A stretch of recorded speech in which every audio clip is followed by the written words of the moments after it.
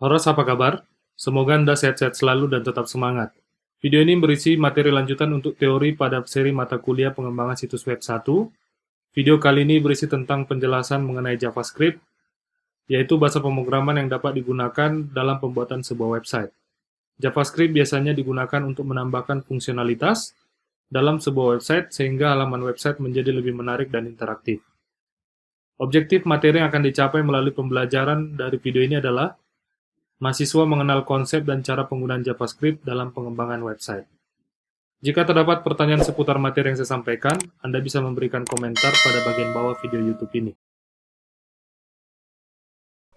JavaScript merupakan salah satu bahasa pemrograman yang sangat populer, serta menjadi salah satu yang wajib dipelajari bagi seseorang yang akan berkarir pada bidang pengembangan web. JavaScript memiliki kemampuan untuk membuat sebuah website menjadi lebih interaktif dan menarik. Hal ini dimungkinkan karena JavaScript juga dapat bekerja dengan HTML dan CSS, serta melakukan manipulasi terhadap keduanya. Nanti akan diberikan contoh penggunanya pada bagian berikut video ini.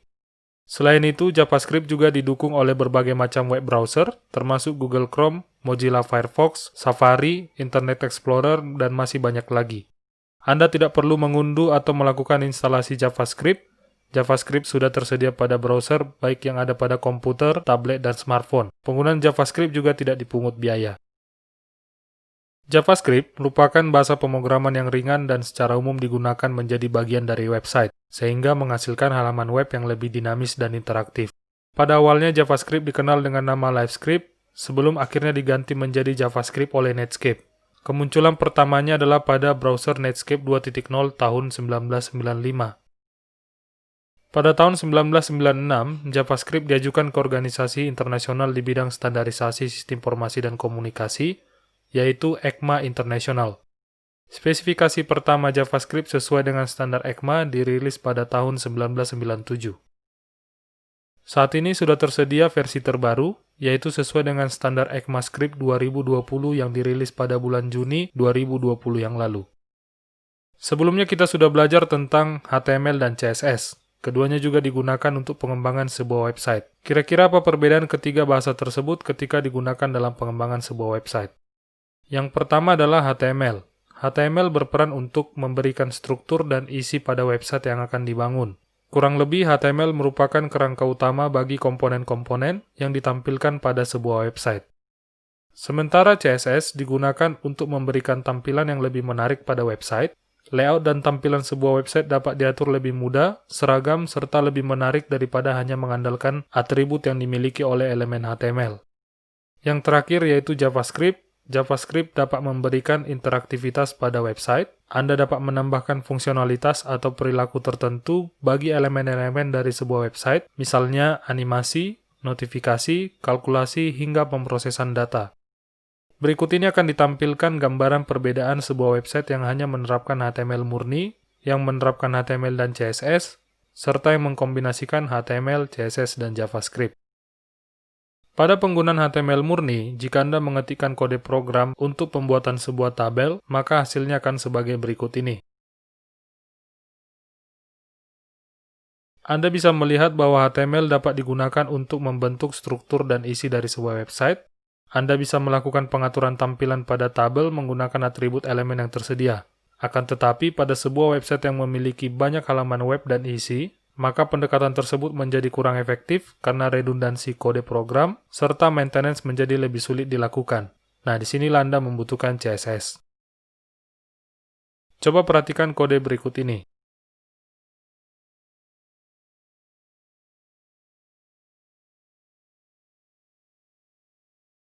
Pada kode program pembentuk sebuah website ini, Anda dapat melihat terdapat kode CSS yang digunakan untuk pengaturan tampilan, khususnya untuk tabel. Jika pada penggunaan HTML murni, tampilan website cenderung plain, maka dengan CSS Anda bisa mengaturnya sehingga lebih menarik. Coba lihat hasil implementasi kode program tersebut.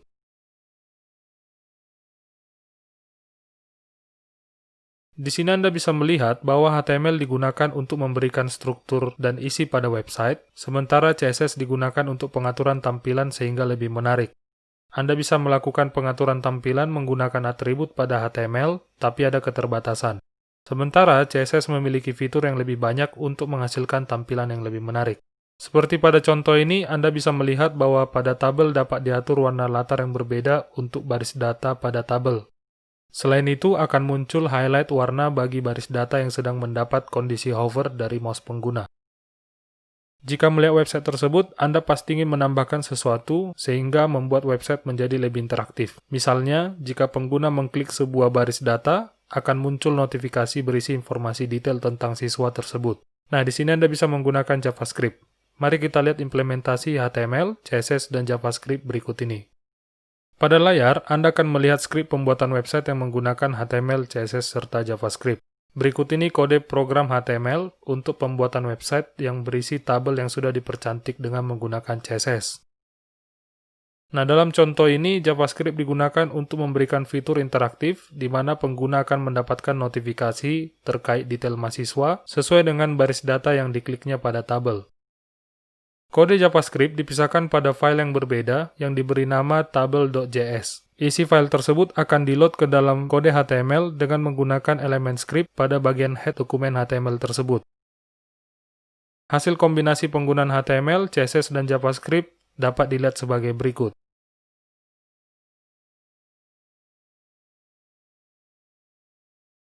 Anda bisa melihat ketika baris data pertama diklik, maka akan muncul notifikasi yang berisi tulisan Anda sedang memilih mahasiswa dengan detail NIM 1110230, nama Roy Dedi Tobing. Begitu juga ketika baris kedua data pada tabel diklik, maka akan muncul notifikasi yang berisi tulisan Anda sedang memilih mahasiswa dengan detail NIM 2220230, nama Edgar Tobing. Isi website ini menjadi lebih interaktif karena website dapat bereaksi terhadap aksi yang dilakukan oleh pengguna. Akan ada banyak fungsionalitas yang bisa Anda terapkan pada website Anda menggunakan JavaScript, seperti jam hingga membuat game. Anda dapat mengeksplorasi internet untuk mendapatkan contoh-contoh implementasinya. Pada video ini disampaikan dasar-dasar penggunaan JavaScript dalam pengembangan sebuah website. Tadi sekilas sudah ditunjukkan cara menuliskan kode program JavaScript. Pada contoh tersebut, kode program JavaScript dituliskan terpisah di dalam sebuah file, dan kemudian digunakan sebuah dokumen HTML memakai elemen script. Selain itu, terdapat pemanggilan fungsi JavaScript melalui atribut onClick pada elemen tr. Nah, terdapat 3 cara menggunakan JavaScript dalam kode HTML. Dengan cara ini, maka kode program JavaScript dapat dimasukkan ke dalam kode halaman website Anda dan dieksekusi oleh web browser sesuai dengan fungsionalitas yang diharapkan. 3 cara penggunaan JavaScript tersebut adalah yang pertama, embedded JavaScript, kemudian inline JavaScript, dan yang terakhir adalah external JavaScript. Anda dapat memilih cara penggunaan sesuai kebutuhan Anda, masing-masing cara akan dijelaskan pada bagian berikut ini. Cara yang pertama adalah dengan mengembed JavaScript menggunakan elemen script yang dapat diletakkan pada bagian head dan atau body dari kode HTML website tersebut.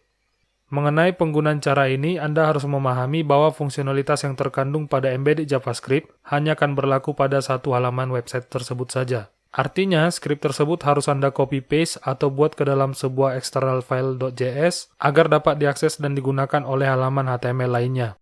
Berikut ini contoh penggunanya. Nah, pada contoh ini Anda dapat melihat area yang menggunakan elemen script pada contoh kode halaman website tersebut. Peletakan elemen script berada pada bagian head dan bagian body dari dokumen HTML. Penggunaan elemen script ini dapat dilakukan bersamaan sesuai dengan kebutuhan. Dalam contoh, kode JavaScript yang berada pada elemen script di dalam elemen head akan memunculkan notifikasi yang berisi teks, embedded JavaScript pada elemen head. Sementara kode yang berada pada elemen script di dalam bagian body juga akan menampilkan notifikasi yang berisi teks, embedded JavaScript pada elemen body. Untuk urutan, maka kode JavaScript akan dieksekusi pertama sekali adalah dari bagian head dan kemudian diikuti oleh kode JavaScript yang ada di bagian body. Penggunaan berikutnya dilakukan dengan cara inline JavaScript. Dengan cara ini, kode JavaScript dibuat pada atribut href pada elemen link atau atribut event dari sebuah elemen HTML, misalnya onClick. OnClick merupakan atribut untuk pengaturan aksi yang akan dilakukan ketika sebuah elemen mendapatkan event klik dari pengguna. Inline JavaScript sering dipakai untuk pemanggilan fungsi untuk merespon terhadap event tertentu yang terjadi terhadap sebuah elemen. Coba perhatikan kode program website berikut ini.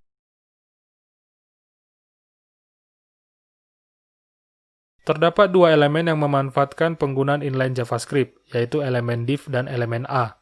Pada elemen div, penggunaan inline JavaScript dilakukan dengan menggunakan atribut onClick, yang value-nya diisi dengan pemanggilan fungsi alert.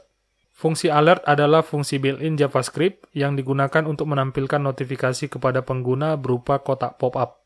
Nah, sementara pada elemen A, inline JavaScript dipakai pada atribut href. Nilai pada atribut ini juga merupakan pemanggilan fungsi alert. Perhatikan bahwa pada atribut href, nilai atribut untuk pemanggilan fungsi alert diawali kata kunci JavaScript dan titik 2. Sekarang mari kita lihat hasil dari pengeksekusian kedua inline JavaScript tersebut.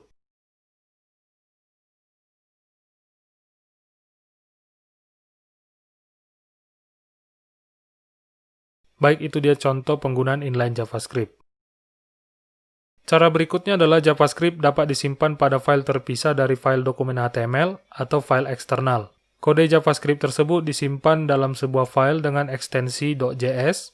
Kemudian untuk penggunaannya dalam sebuah dokumen HTML, maka file .js tersebut harus di-load dengan menggunakan elemen script yang dapat diletakkan di dalam elemen head atau body. Lokasi file .js yang akan digunakan dituliskan sebagai value pada atribut src elemen script tersebut. Untuk penggunaan eksternal JavaScript, silakan melihat contoh yang tadi sudah saya tampilkan sebelumnya. Jadi yang pertama dilakukan adalah mendeklarasikan semua kode program JavaScript yang akan digunakan pada sebuah file yang disimpan dalam format .js. Seperti pada contoh ini, kode program disimpan dalam file yang diberi nama table.js. Pada table.js tersebut terdapat kode JavaScript untuk pendefinisian sebuah fungsi yang nantinya akan menerima sebuah parameter untuk kemudian nilai parameter tersebut menentukan notifikasi yang akan ditampilkan kepada pengguna. Sekarang perhatikan kode program dalam dokumen HTML ini.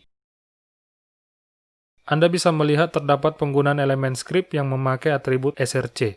Nilai atribut tersebut adalah alamat file table.js yang akan di-load ke dalam dokumen HTML tersebut. Dengan penggunaan elemen tersebut, maka pada praktiknya sedang dilakukan pemakaian eksternal JavaScript. Perhatikan juga bahwa pada potongan kode tersebut dilakukan penggunaan inline JavaScript, yaitu pada elemen tr. Terdapat dua elemen tr yang menggunakan atribut onClick dan nilainya berisi pemanggilan fungsi getInfo yang terdapat pada file table.js. Hasil akhirnya adalah seperti berikut ini.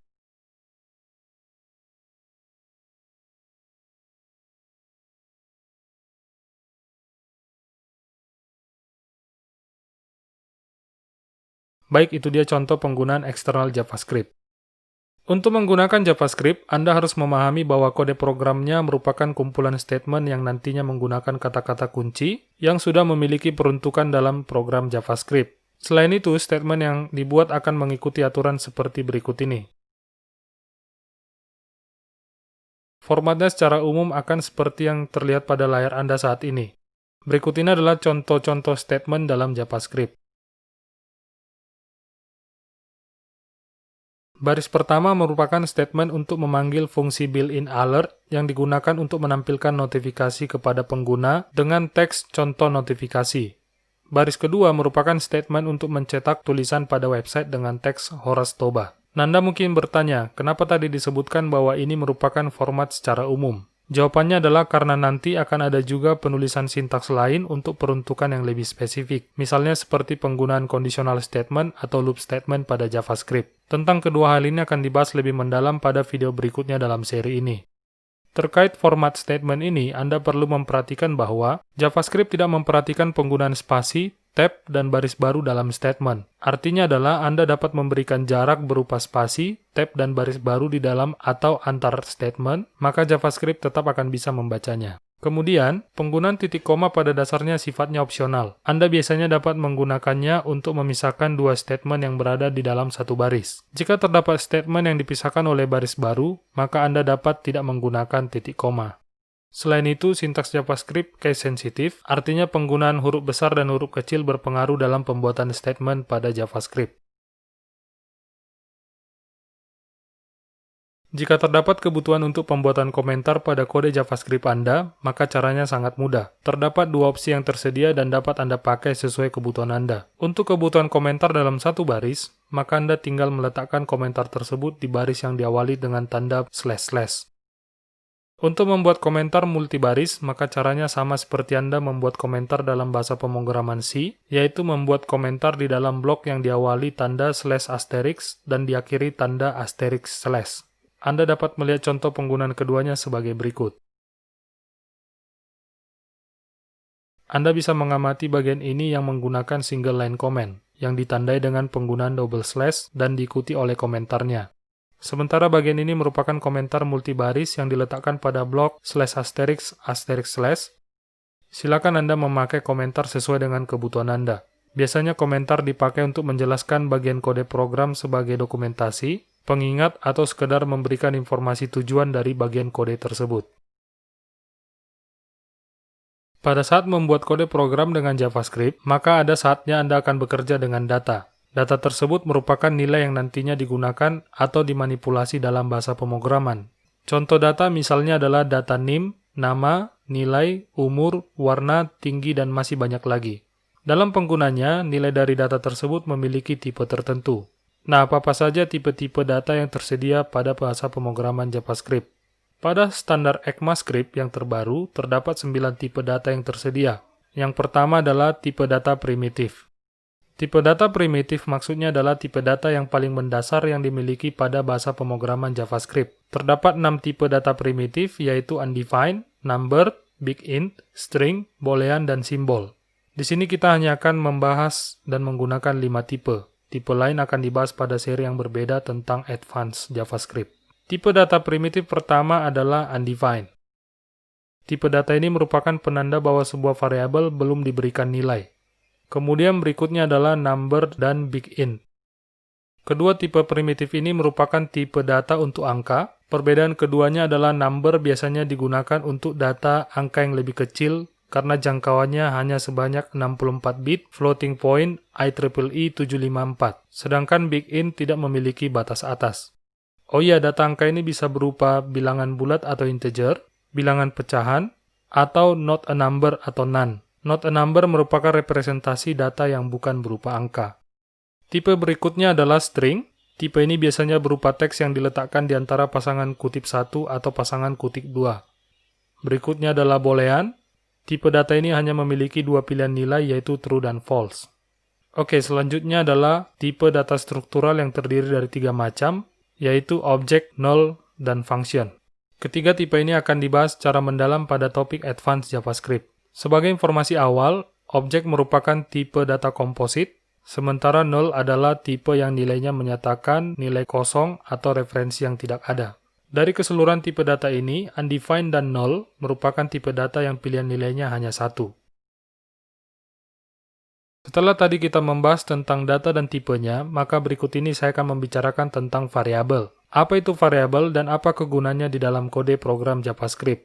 Jadi variabel adalah penampung nilai dari data dalam kode program. Jadi statement yang digunakan untuk pemakaian data di dalam kode program dimulai dengan pembuatan variabel yang menjadi kontainer dari nilai data tersebut. Untuk pendeklarasian variabel dalam kode program JavaScript digunakan kata kunci var. Kemudian perlu diingat bahwa walaupun terdapat tipe data yang ditampung oleh variabel, tapi tidak dimungkinkan untuk penentuan tipe data yang dikandung daripada variabel. Jadi JavaScript yang akan secara otomatis mengenali tipe data yang diassign atau diberikan kepada variabel tersebut. Selain itu, variabel yang sama dapat digunakan untuk menampung data dengan tipe yang berbeda. Dengan demikian, variabel dengan nama yang sama dapat didaur ulang untuk menampung data dengan tipe berbeda dari tipe data yang sebelumnya ditampung. Sekarang mari kita lihat contoh variabel dan statement yang digunakan untuk deklarasi serta penugasan nilai terhadap variabel tersebut.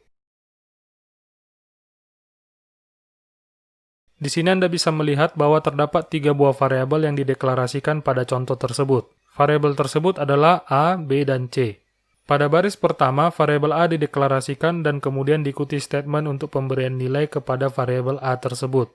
Variabel A jadinya akan menampung nilai 21 dengan tipe datanya adalah number. Kemudian pada saat deklarasi variabel B, Anda bisa langsung lihat bahwa pada baris statement yang sama dilakukan juga pemberian nilai 3 kepada variabel B tersebut. Sementara deklarasi variabel C langsung diikuti dengan pemberian nilai yang merupakan hasil penjumlahan variabel A dan B. Pada saat pembuatan variabel, Anda harus memperhatikan hal-hal berikut terkait penamaan variabel tersebut. Yang pertama adalah variabel harus memiliki nama yang unik. Nama yang unik ini sering juga disebut sebagai identifier.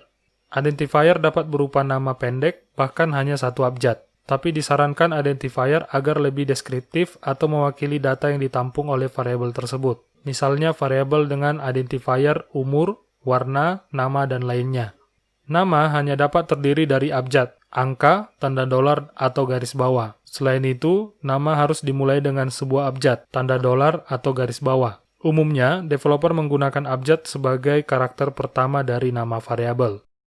Selain itu, nama bersifat case sensitif, artinya terdapat perbedaan huruf kecil dan huruf kapital, walaupun namanya sama. Jadi, variabel dengan identifier umur yang ditulis dengan huruf kecil semua dianggap berbeda dengan variabel dengan identifier umur yang ditulis dengan huruf besar semua.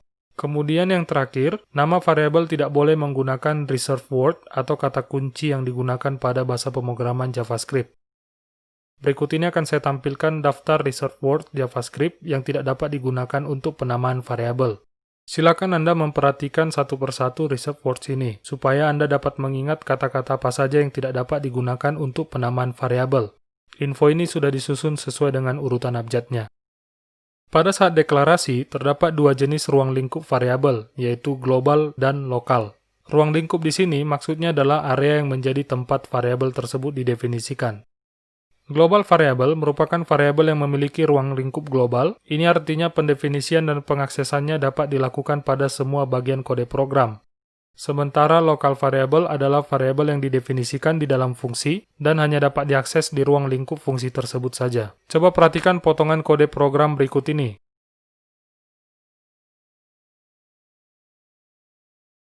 Terdapat deklarasi global variable lingkup var dengan tipe string yang diberi nilai global elemen br. Setelah itu terdapat deklarasi sebuah fungsi dengan nama check lingkup lokal yang tujuannya adalah mendeklarasikan sebuah variabel dengan tipe string dengan nilai lokal elemen br.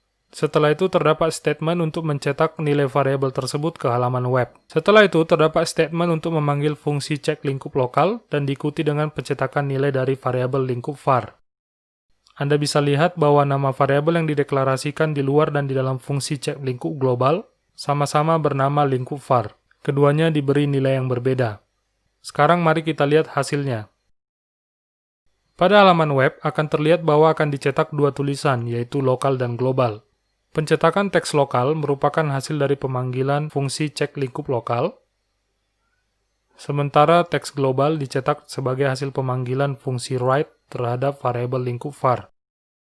Dari hasil tersebut, Anda bisa memahami lingkup dari sebuah variabel. Ketika berbagai variabel dideklarasikan pada kode program JavaScript, maka Anda bisa tahu mana yang akan diakses atau dimodifikasi berdasarkan lokasi deklarasinya. Oh ya, tentang fungsi pada JavaScript akan dibahas pada materi berikutnya pada seri ini. Jika tadi kita sudah melihat tentang data, tipe data, serta variabel sebagai penampung data, maka yang berikutnya yang perlu kita pelajari adalah berbagai jenis operasi yang bisa dilakukan terhadap nilai atau variabel tersebut. Untuk keperluan ini, Anda memerlukan operator atau simbol yang dapat digunakan untuk melakukan operasi terhadap nilai variabel. Dalam melakukan operasi terhadap nilai dari variabel, Anda harus memahami tentang operan dan operator. Coba Anda perhatikan ekspresi berikut ini. Pada ekspresi ini ditunjukkan A ditambah B. A dan B merupakan operan, yaitu yang akan dikenai operasi dalam program. Sementara tanda plus merupakan salah satu contoh dari operator. Tanda plus di sini digunakan untuk melakukan penjumlahan antara operan A dan operan B. Oh ya, ekspresi adalah kombinasi antara operan dan operator. Terdapat 5 jenis operator pada JavaScript, yaitu operator aritmatika, operator perbandingan atau comparison operator, operator logikal, operator penugasan atau assignment operator, operator bersyarat atau conditional operator, dan operator string. Berikut ini akan dibahas satu persatu tentang operator tersebut. Operator pertama adalah operator untuk keperluan operasi aritmatika terhadap peran. Format ekspresinya biasanya seperti ini. Terdapat 2 operan dan sebuah simbol untuk operator aritmatika di antaranya. Akan tetapi, khususnya untuk operator increment dan decrement, operan yang terlibat hanya satu saja. Operator increment atau decrement ini diletakkan di awal operan. Nah, apa saja operator aritmatika yang tersedia? Sebelum saya sampaikan, maka untuk contohnya nanti, diassign terlebih dahulu nilai untuk variabel A dan B. Misalnya, variabel A diset memiliki nilai 4 dan variabel B diset untuk memiliki nilai 2. Operator aritmatika yang pertama adalah untuk penjumlahan antara dua buah operan. Jika digunakan terhadap contoh, maka A tambah B adalah 4 tambah 2 dan hasilnya adalah 6. Operator berikutnya adalah untuk pengurangan yang simbolnya adalah tanda minus. Kemudian tersedia operator untuk melakukan perkalian antar dua buah operan berupa satu simbol asteriks. Untuk melakukan pemangkatan, maka terhadap operator aritmatika untuk keperluan ini berupa dua buah asteriks di antara kedua operan. Lalu untuk pembagian antara dua buah operan, Anda bisa menggunakan simbol slash atau garis miring di antara kedua operan yang akan dikenai operasi tersebut. Anda juga bisa mendapatkan sisa hasil pembagian antara dua buah operan atau modulus dengan menggunakan tanda persen. Sebagai contoh, maka 4 modulus 2 adalah 0, artinya sisa hasil pembagian antara 4 dengan 2 adalah 0. Jika Anda membuat 4 modulus 3, maka hasilnya adalah 1. Berikutnya adalah operator untuk menambah atau mengurangi nilai bilangan bulat sebanyak 1. Operator berikutnya adalah operator untuk melakukan perbandingan antara operan. Hasil dari penggunaan operator tersebut adalah nilai true atau false, tergantung apakah perbandingan keduanya sesuai dengan operasi yang dilakukan atau tidak. Nanti akan kita lihat lebih detail maksudnya. Format ekspresi untuk penggunaan operator perbandingan sebagai berikut ini. Terdapat dua buah operan dan sebuah simbol untuk operator comparison di antara kedua operan tersebut. Nah, apa saja operator perbandingan yang tersedia? Sebelum membahas hal tersebut, maka untuk contoh nantinya, diassign terlebih dahulu nilai untuk variabel A dan B. Misalnya, variabel A diset memiliki nilai 5 dan variabel B diset untuk memiliki nilai 1.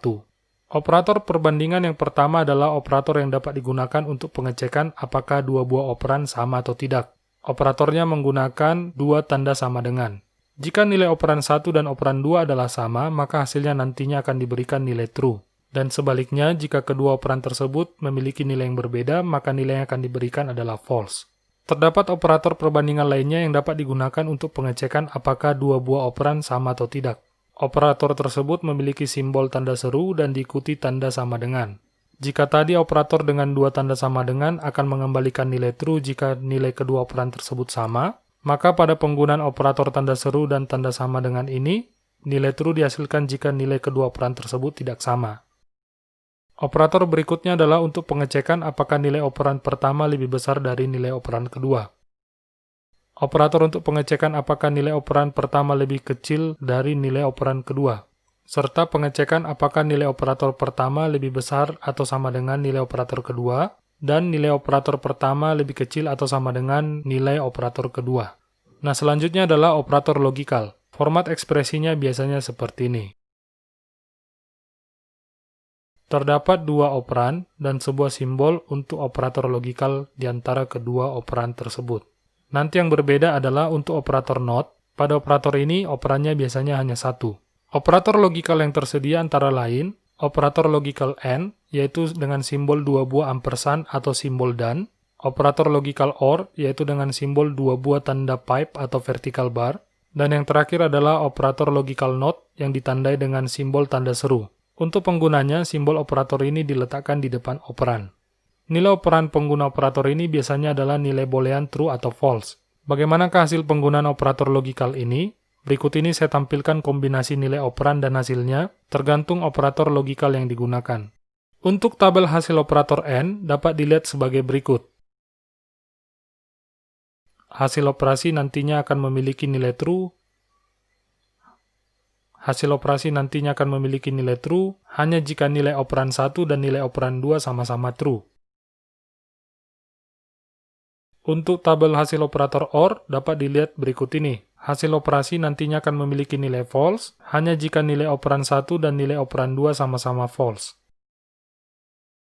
Sementara untuk penggunaan operator logikal NOT, nilai hasilnya adalah kebalikan dari nilai operannya. Misalnya jika operannya memiliki nilai true, maka simbol operator tanda seru diletakkan di depan operan ini, dan hasilnya akan menjadi false.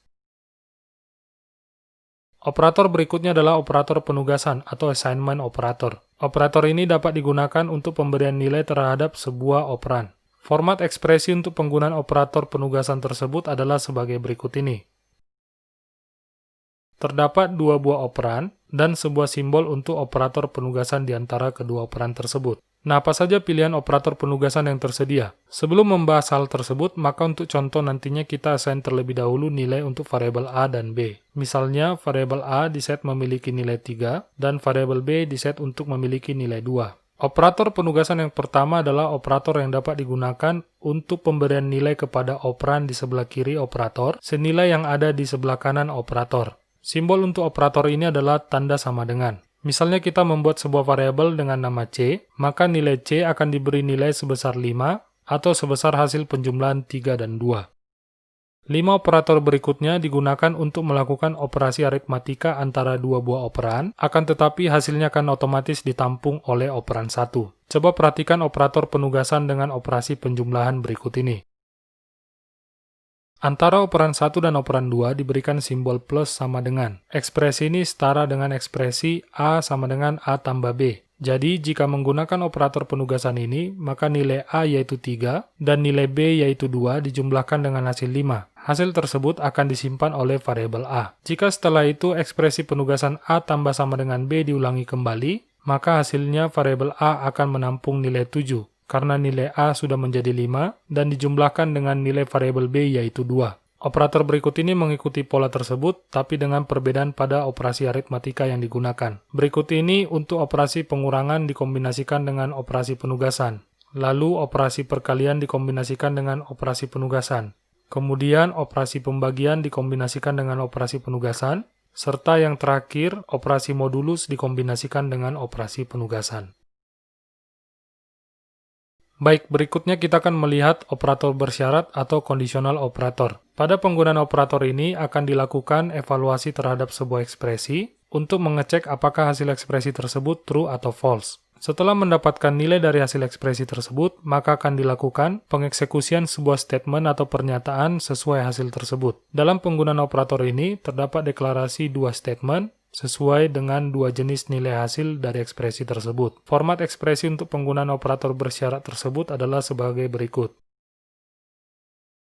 Ekspresi merupakan bagian pertama dari penggunaan operator bersyarat ini. Di bagian ini dituliskan ekspresi yang akan menghasilkan nilai true atau false. Setelah itu ekspresi diikuti oleh sebuah tanda tanya. Tanda tanya ini secara intuisi seperti menanyakan apa hasil dari ekspresi tersebut. Nah, jika hasilnya true, maka pernyataan 1 akan dieksekusi. Dan sebaliknya jika hasilnya sama dengan false, maka yang dieksekusi adalah pernyataan 2. Bagian pernyataan 1 dan pernyataan 2 dipisahkan oleh sebuah simbol titik 2. Oke, sekarang kita melihat contoh penggunaannya.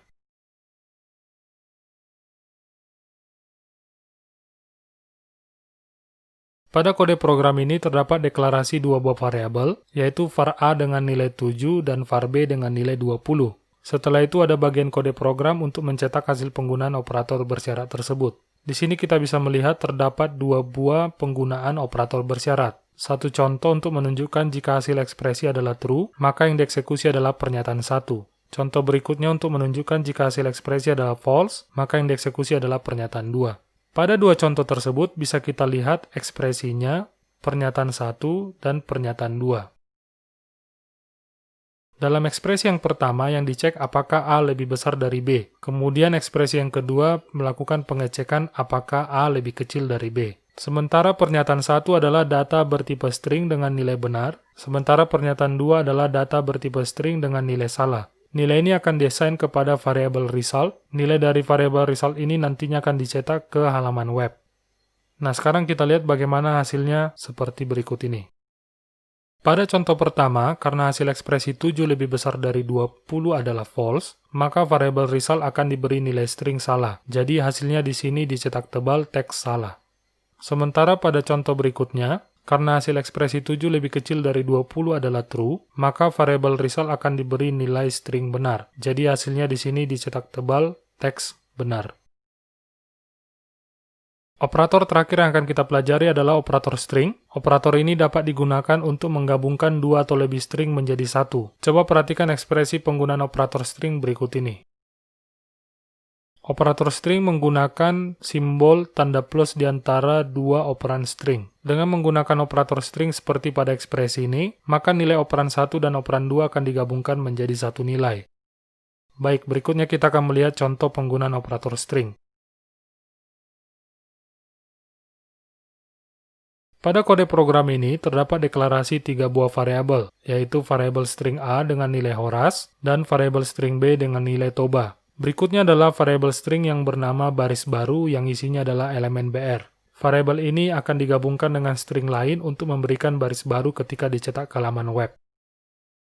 Nah, berikutnya terdapat bagian kode program untuk mencetak teks berupa hasil penggabungan 2 buah variabel string A dan B ke halaman web. Kemudian terdapat bagian kode program untuk mencetak teks berupa hasil penggabungan 3 buah variabel string, yaitu baris baru A dan B. Di antara string teks A dan B ditambahkan string berisi 1 spasi.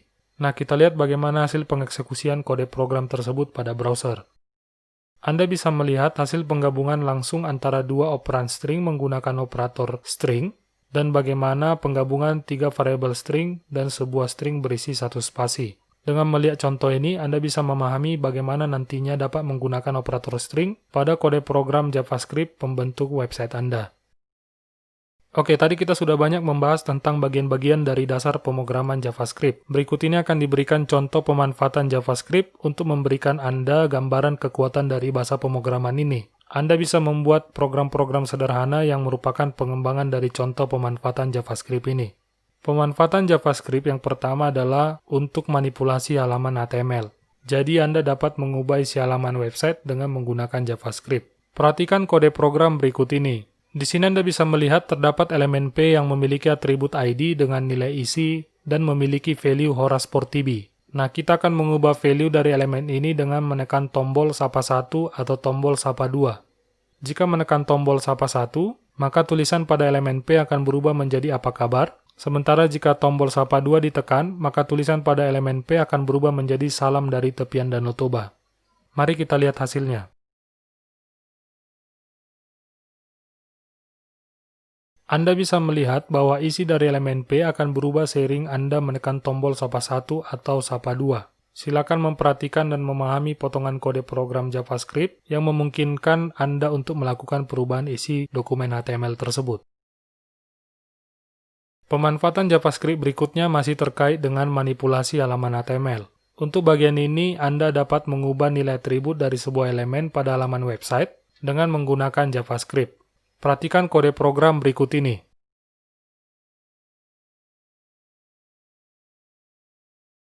Di sini Anda bisa melihat terdapat elemen P yang memiliki atribut ID dengan nilai isi dan memiliki value Horace Portibi. Nah, kita akan mengubah nilai dari atribut style dari elemen ini untuk pengaturan warna latarnya dengan cara menekan tombol kuning atau tombol cyan. Jika menekan tombol kuning, maka warna latar tulisan pada elemen P akan berubah menjadi warna yellow atau kuning. Sementara jika tombol cyan ditekan, maka warna latar tulisan pada elemen P akan berubah menjadi warna cyan atau kehijauan.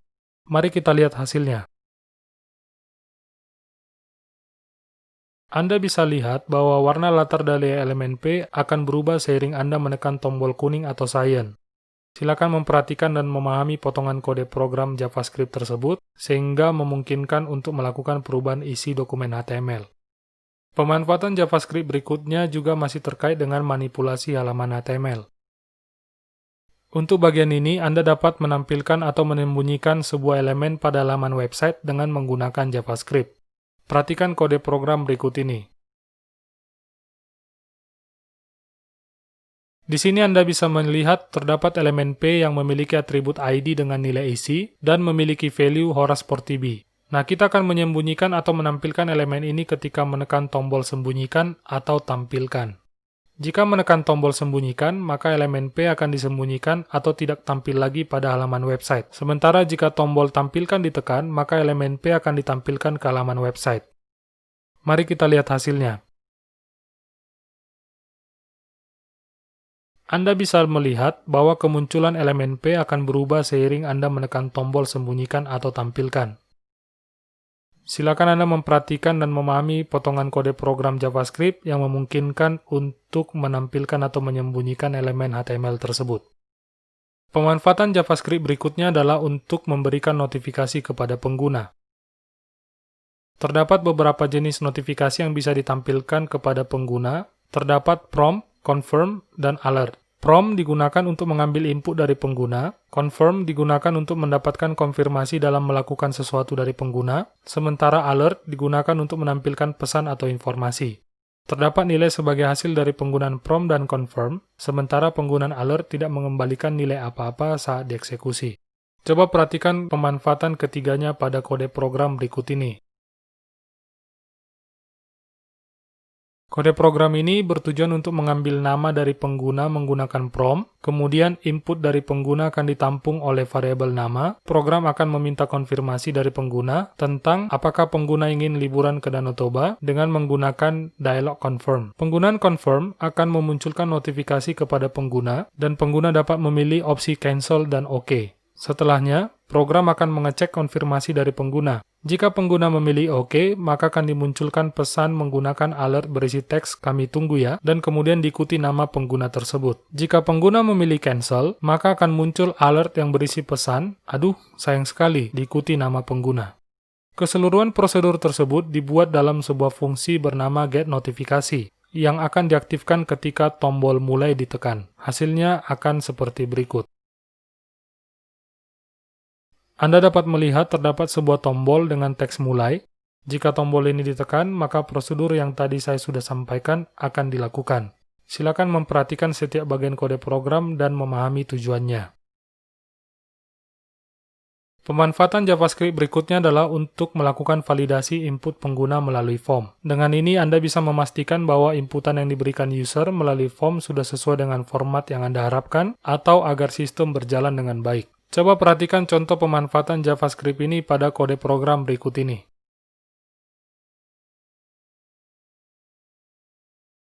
Pada kode program ini akan ditampilkan sebuah form sederhana yang diberi nama form contoh melalui atribut name. Form ini berisi dua buah elemen input, yaitu untuk pengambilan nama lengkap pengguna dan tombol untuk mengirim hasil pengisian form.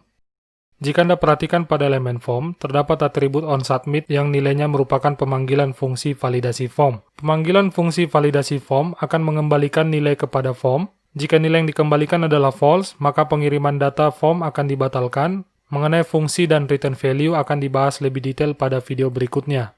Pada fungsi validasi form, terdapat potongan kode program untuk mengambil data teks dari input type text yang memiliki atribut name bernilai nama lengkap. Jika data teks tersebut kosong atau empty, maka akan dimunculkan pesan Anda harus mengisi nama lengkap. Jika data teks tersebut tersedia, maka akan muncul pesan yang berisi teks nama, (2), dan diikuti value dari input type text nama lengkap tersebut. Hasilnya akan seperti berikut. Anda dapat melihat terdapat sebuah form. Perhatikan hasilnya jika isi form dikosongkan dan kemudian tombol kirim ditekan.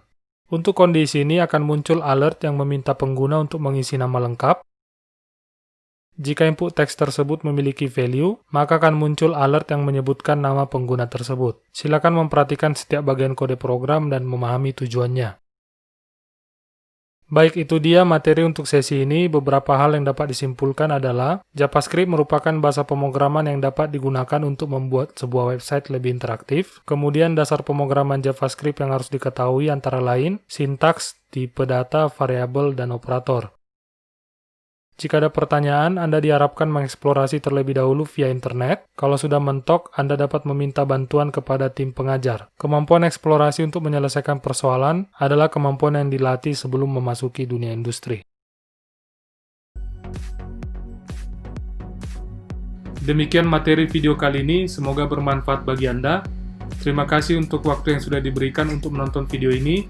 Saya berharap Anda semakin mantap dalam belajar pemrograman, khususnya pengembangan situs web.